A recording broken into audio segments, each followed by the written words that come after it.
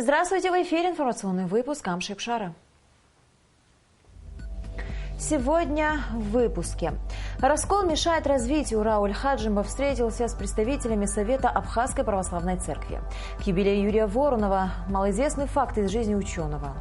О чем спорят экономисты во время кризиса? В Абхазии завершила работу международная научная конференция. Президент Рауль Хаджимов встретился с представителями Церковного совета Абхазской православной церкви. Обсуждались пути урегулирования церковных разногласий в Абхазии. Рауль Хаджимов призвал стороны предпринять шаги по преодолению раскола, который мешает стабильному развитию абхазского государства. Это будут шаги в интересах единства абхазской церкви и в интересах единства нашего общества, подчеркнул президент. Некоторое время тому назад на встрече с журналистами я демонстрировал документы, которые были в свое время приняты Кабинетом министров, никто их не отменял, и эти документы являются действующими и по сегодняшний день. Хочу напомнить, что это постановление Кабинета министров номер 283 от 28 декабря 2010 года, где четко было сказано, и я и тогда озвучил, и тогда говорил о том, что принятое решение должно выполняться о передаче в безвозмездное, бессрочное пользование объектов историко-культурного наследия. Четко написано. Мы все время пытаемся донести до всех. Объекты историко-культурного наследия – это объекты государства, объекты, принадлежащие нашему народу. Но они переданы Абхазской православной церкви в бессрочное пользование. И такой документ существует. И хотелось бы, чтобы все стороны вот это понимали бы. И в соответствии с этим как раз таки и тот же монастырь святого апостола Симона Канонита включен в этот перечень, и он является объектом, который точно так же, как и все остальные объекты, которые представлены в этом документе, переданы в бессрочное пользование Абхазской православной церкви. Есть документ, и сегодня только можно говорить о том, что пользователем указанных территорий и объектов является Абхазская православная церковь. Я думаю, что это никого не вызывает сомнений и не должно вызывать сомнений. Однако при решении этого вопроса, как мы с вами тоже говорили, мы должны учитывать существующие в обществе настроения.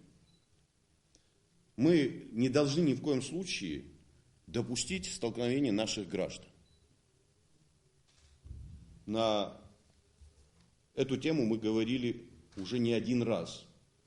И отец Виссарион, и многие другие, с которыми мне приходилось говорить, были и остаются нацеленными на разрешение этого вопроса только таким способом.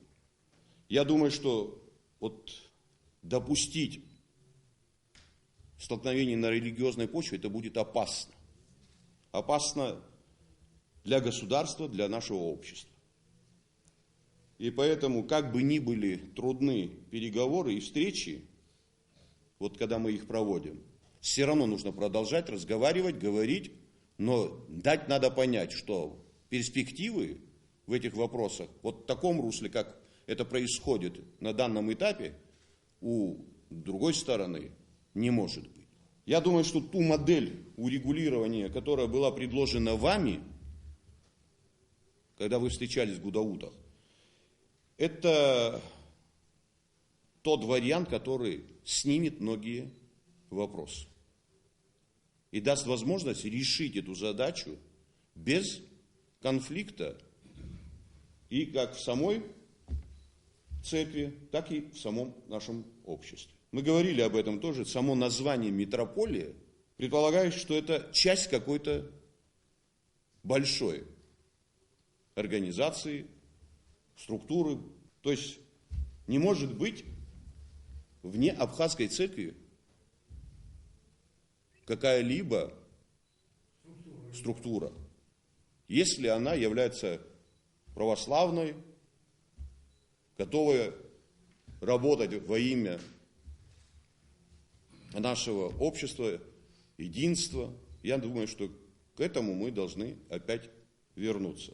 Я думаю, что это только такой способ позволит нам снять многие вопросы. Это логичный ход, который, я не сомневаюсь, решит вопрос без конфликта. Я настоятельно рекомендую тому же отцу Дорофею вернуться к этому разговору. Другого я предложить пока не могу. И думаю, что и он должен не пренебрегать этими предложениями. И Дорофей должен понять, что и на нем лежит ответственность, как и на многих других людях в разрешении этого вопроса. Другого, я думаю, что решения быть не может. От его позиции и позиции людей, которые с ним, во многом зависит решение этого вопроса. По-другому я не знаю, как можно будет решать эту задачу. Поэтому я еще раз призываю все стороны предпринять шаги по преодолению раскола, который мешает стабильному развитию нашего общества, нашего государства. И это будет шаг и в интересах единства Абхазии, Абхазской церкви и всего нашего общества. Исполняющий обязанности управляющего Абхазской православной церкви иерей Виссарион Апли отметил, что переговоры продолжаются длительное время. Со стороны АПЦ предлагались различные варианты решения вопроса. Мы пошли на большие компромиссы, чтобы найти каноническое решение, но пока, к нашему сожалению, результатов нет, добавил отец Виссарион. Рауль Хаджимба выразил свою приверженность законному урегулированию церковного вопроса в Абхазии. Главы МВД Абхазии и Карачаево-Черкесии Леонид Запшва и Казимир Баташев подписали протокол о сотрудничестве. Министры внутренних дел КЧР и Абхазии уделили особое внимание вопросам обмена информацией, выявлению незаконной деятельности межрегиональных и международных преступных формирований, а также недопущению террористических и экстремистских проявлений, а также незаконному обороту наркотиков. Также стороны обсудили возможную совместную работу по пресечению преступлений экстремистской направленности и розыску преступников. Председатель движения матери Абхазии за мир и социальную справедливость Гули Кичба считает, что нет никаких веских причин и оснований для проведения в стране референдума. В интервью Обснопресс она отметила, что выборы прошли всего 2 года назад. Это крайне маленький срок для осуществления намеченных планов по дальнейшему развитию страны. По ее мнению, нужно продолжить начатые реформы, которые не проходят безболезненно. Эти 2 года государство живет на собственные средства. Значит, мы в состоянии строить государство. Нам нужна стабильность в стране, а не бесконечные митинги, считает председатель движения матерей. Гули Кичба подчеркнула, что любое противостояние в обществе не на пользу развитию и стабильности, а наоборот расшатывает основы молодого государства. Пресс-конференция, посвященная подготовке к юбилейной дате известного ученого-археолога, общественно-политического деятеля Юрия Воронова, состоялась в Абхазском университете. Сима Аргун расскажет подробности.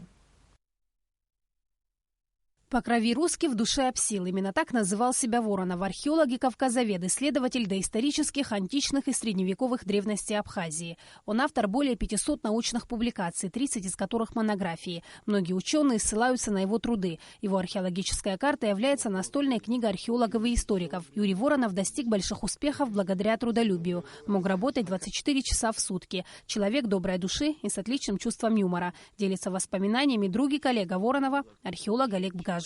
Важно то отметить, что, будучи учась на Восточном факультете в Питере, он там не остался, хотя им предлагали, он был египтологом. Если он остался, он, наверное, был жив и был бы там уже академиком российского масштаба. Но его тянула родина, Абхазия, Цибильда, где его звали, могилы апсилов Целью пресс-конференции, по словам ее организаторов, осветить другие, менее известные факты из жизни и научной деятельности Воронова. Его научная деятельность неразрывно связана с политической. Он стоял у истоков развития абхазского государства. Ораторские способности и знания в истории помогали общественному деятелю убеждать людей. В тяжелые для нашей страны времена публиковался в России и за рубежом. Именно Юрий Николаевич в советский период первым осмелился сказать об аборигенности абхазского этноса на своей земле, чем вызвал шквал нападок и критики со стороны грузинских ученых. А в своем документальном повествовании о геноциде абхазского народа в Белой книге Абхазии донес миру правду об античеловеческих методах и жестокости, проявленных оккупационными войсками Грузии. Не проходило недели, как он выступал и клеймил вот этих оккупантов, агрессоров, говорил о жестокости и говорил, что все равно так не может долго продолжаться, потому что это несправедливая была война. Еще шла война, а книга уже вышла. Это очень имело большое политическое значение, в то время как наши оппоненты, наши враги, грузины, они написали о белой книге, белую книгу свою выпустили только через 10 лет после войны. Уже несколько лет при АГУ работает научно-культурный центр имени Воронова. Здесь проводятся различные мероприятия, посвященные памяти ученого. Совсем недавно центр объявил конкурс среди учащихся старших классов общеобразовательных школ республики на лучший доклад. К юбилею ученого в стенах университета пройдет конференция. Изданы 4 тома его работ. Готовится к выходу 5-й. Кроме того, что он был великий ученый, выдающийся ученый, он был блестящим оратором, блестящим лектором. И понятно, что Абхазский государственный университет, в частности, исторический факультет, всегда использует его труды. И научное сообщество университета, студенческое сообщество проводит всевозможные мероприятия, посвященные Юрию Николаевичу Воронову. 8 мая ему исполнилось бы 75. Имя Юрия Воронова осталось в истории Абхазии в душах людей, которые его знали и понимали масштаб личности этого человека. Сима Аргун, Беслан Джинджолия, Абхазское телевидение. В Абхазском государственном университете завершила работу международная научная конференция, на которой главной темой обсуждения были вопросы экономического образования. Подробности в репортаже наших корреспондентов.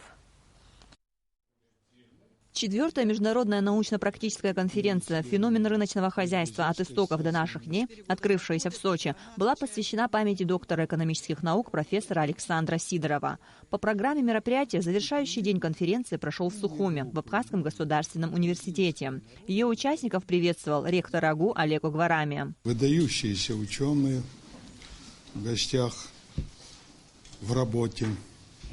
И дай Бог, чтобы те результаты, которые будут озвучены на этой конференции, вошли в головы, умы, сердца нашей молодежи, и они двигали вперед свое государство. В конференции участвовали ученые из Беларуси, Казахстана, Крыма, Узбекистана, Армении, Луганской и Донецкой республик, представители Кубанского и Кабардино-Балкарского университетов. Мы все вместе решаем общую для всех проблему. Проблему, связанную с адаптацией человека к рыночным механизмам хозяйствования. Без Абхазского государственного университета решение этой проблемы было бы более сложным, оно затянулось бы на более длительный срок.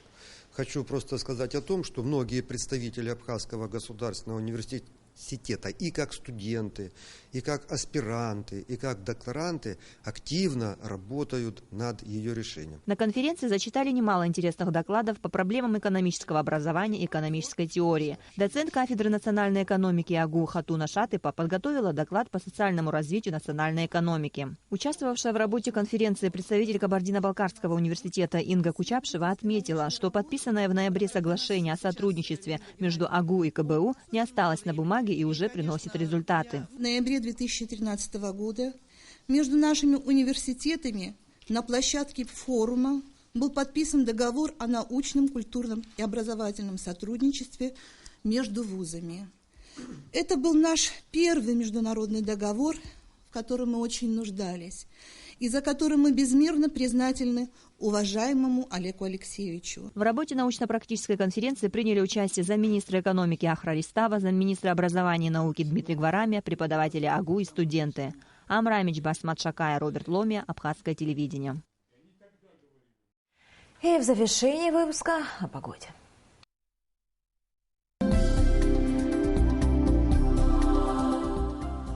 По сообщению гидрометеослужбы, в Абхазии ожидается небольшая облачность без осадков. Температура воздуха ночью 3-5, днем 13-15 градусов.